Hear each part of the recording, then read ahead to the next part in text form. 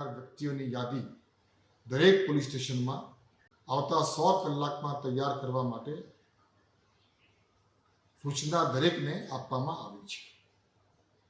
100 કલાકની અંદર તૈયાર થઈ ગયા પછી એ તમામ લોકો વિરુદ્ધમાં હોલ ઓફ ગવર્મેન્ટ એપ્રોચથી કડક શિક્ષાત્મક કાર્યવાહી કરવા માટેની પણ વ્યૂહરચના તૈયાર કરવામાં આવી। નો લિસ્ટ પણ છે। ઈ ગુજકોમમાંથી પણ માહિતી મળી છે। ઘણા બધા સીપી સાહેબે પાસાનો પણ છેલ્લા 2 વર્ષમાં ઘણા બધા હુકુમ કર્યા છે, એની પણ વિગતો છે। અને જો ભૂતકાળમાં ગેંગ્સ તરીકે કામ કરતા હતા એની પણ વિગતો છે। તમામ વિગતો લઈને આ કાર્યવાહી કરવામાં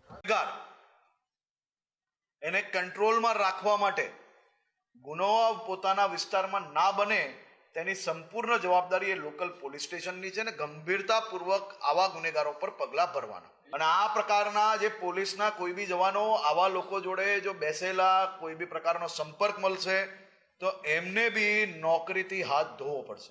અને બદનામ કરવાનો કોંગ્રેસે ખાસ કરીને એક મિશન હાથમાં લીધું છે। સુરતમાં 1 લાખની જનસંખ્યાની સામે 215 કેસ, દિલ્હીમાં 1832 કેસ, કેરળમાં 626 કેસ, બેંગલુરુ કર્ણાટકની અંદર 337 કેસ, મુંબઈ મહારાષ્ટ્રની અંદર 376 કેસ, હૈદરાબાદ તેલંગાણાની અંદર આ જ પ્રકારના 266 કેસ।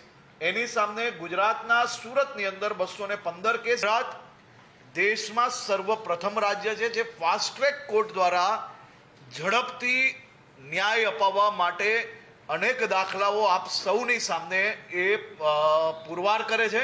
આ પ્રકારના ગુનેગારો પર કડક પગલાં ખાસ કરીને ભરવામાં આવ્યા છે અને હજી બી વધુ કડક પગલાં આ પ્રકારના ગુનેગારોની ગુજરાતભરમાં ભરવામાં આવશે।